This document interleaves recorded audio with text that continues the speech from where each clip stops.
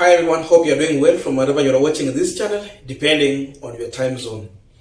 Now, if you check on how William Samoei Ruto is behaving in reaction to trying to contain the situation ahead of the mass action, you realize that we have an incompetent, clueless president in this country. Ruto is going too low. I'm saying this because we have seen how he arrested Omosh, and of course yesterday in the morning we had that video we premiered here. How Omosh was beaten and the situation, how he was subjected to all those intimidation. Very small people, youth who are jobless, who are just trying to speak their mind. After that, today, or let me say yesterday, Ruto went too low by now deciding to cut down the trees at Jacaranda ground where Bunge La Wananchi has been domiciled. So he wanted to destroy the Bunge La Wananchi. He cut down the tree so that these people will not have their shed to continue agitating for what they have been standing for. And this was the situation on the ground. Sisi kama wanabunge tunasema hivi, juu yote imekatwa bila kufanya chochote na mti haikuwa inajadiliana hapo kwa bunge. Sisi wananchi ndio tulikuwa na akili ya kujadiliana na kusema yale maneno ya wananchi. So tunasema hivi, twende.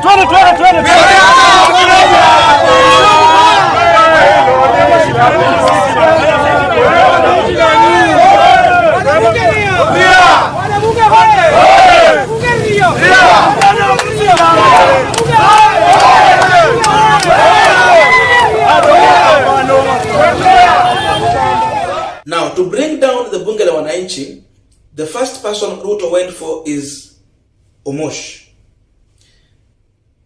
The second thing Ruto went for is to cut down the trees at the Bunge La Wananchi. And the third person that Ruto is going for is Nuru Okanga. And this is the message that Nuru Okanga has for William Samoei Ruto. He is not ready to be intimidated, and if it means being beaten so that Kenyans can get affordable life, then he is ready to go that direction.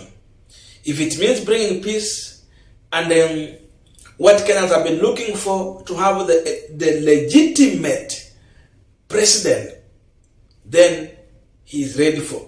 It means the Bunge La Wananchi is unshaken. They are there to stay. Now we're going to continue with the Punchline discussion, but just a quick request for those who are watching and you are not subscribed, please consider subscribing. To our returning subscribers, I must say thank you so much. And again, to all our viewers, please give this video a thumbs up. By the way, let me use this opportunity to thank all members of this channel. Thank you so much for supporting this channel through your membership. Back to our discussion. Now, today is the D-Day, the final day. We have finished the 14 days that Raila Amolo Odinga gave to William Samoei Ruto. So from now, after today, Raila is going to speak. He will give a direction. And Ruto is not aware what Raila Amolo Odinga is going to say. So all these things we are seeing here is a reaction to the unknown position of Raila Amolo Odinga, because he's not aware what Raila will do. It's a reaction to unknown. And this tells you that the panic, his panic of the unknown. But the problem is that it's going for small people, those who support Raila Amolo Odinga. Ruto wants to silence the youth, because youth have been coming out strongly. We have seen elders in society coming out strongly. Women have been with Raila Amolo Odinga, and everyone is supporting that idea. So this is a president who has been championing for planting of trees. But funny, the same president is here cutting down trees. Miti imemkosea nini? Ruto is just shooting in his own foot. Miti imekosa nini? Bunge la Wananchi, miti na maandamano. So Raila called for mass action, and the Ruto's reaction is to go and cut down the trees. Ama ni ile yenye Atuli alisema watu watajinyonga. For me, I have heard so many good things from Bunge La Wananchi in that area. Ruto want to destroy that Bunge La Wananchi by cutting down the tree. I think they have to continue. These are people who are well organized. We have seen elderly people there. We have seen the youth. They meet, they share ideas. They talk about our economy. I mean, how is Ruto forgetting quickly that it is at this Bunge La Wananchi where they have been collecting money to help those who cannot settle their rent bills. Watu hawana rent, unaenda pale wanakusaidia kuchanga pesa ili landlord asikufungie nje. It has been happening there. So it's not only about politicking.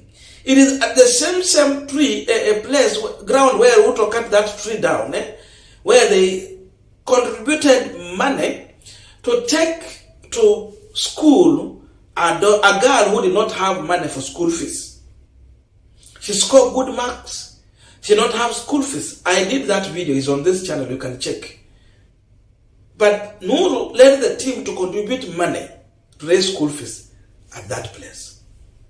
It is at this same place they have been collecting money to help Kenyans who cannot settle their medical bills, to clear their bills in the hospital. Ruto is wrong.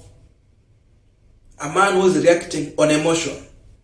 And we were saying during campaign, it will be a big mistake to elect a president who will be reacting on emotion, who will be taking direction or making a decision on emotions. This is the result you can see. How is he forgetting? This Bunge La Wananchi, in as much, they are in politics, they will have a side they are supporting. Yes, they are supporting Raila Amolo Odinga. I mean, we are in a democratic country. We have democracy here. Democracy dictates that you cannot force anyone to support your idea. You can only convince. Ruto should convince people to support his idea, but not force. Because of that, Nuru Okanga, Omosh, and the Bunge La Wananchi subscribe to Raila Amolo Odinga's agenda. That is democracy. They believe in his leadership, and so they support it. In this same Bunge La Wananchi, we had those who are supporting William Ruto. But there are few because, of course, William Ruto is viewed as an incompetent leader. They were there. So, if he had wisdom, really, he should have supported those Wananchi or those youth in that Bunge La Wananchi who are subscribing to his agenda. They were there. They were arguing. I used to watch. That's how a brave leader will do. Call them for a cup of tea, support the agenda, and help them. Raila has sat down with the Bunge La Wananchi because he recognizes them. He honors them. He has honored them. And they found a reason to associate themselves with Raila Odinga. So instead, we are seeing an angry and emotional president going to cut down trees, which has been giving shade to the people. So, Nuru Okanga is telling William Ruto, in as much you cut down this tree, and it's not alone, we will be here. We will not stop. Mass action is coming. We are only waiting for the signal. And the signal is going to come from Raila Amolo Odinga. Indeed, in our history, there are so many things we will remember for the time Ruto will be president. The way he managed to run this country, the incompetence he has displayed before Kenyans, how he has refused to understand that he's operating on a new constitution He has remained to be in the Moi era. If it was in the Moi era, Ruto could have forced everyone to support him, and many would have suffered. But we departed long time. These people were championing for change. These people have been calling on the government. They have been doing their own public participation oversight to the government to criticize them. Criticizing is allowed, and it should happen when they go wrong. That is their duty they have been doing here. So this sounds so much awkward for William Samoei Ruto to go this low and cut down that tree, intimidate those who are supporting Raila Odinga, leave alone the youth to support those whom they want to support. As simple.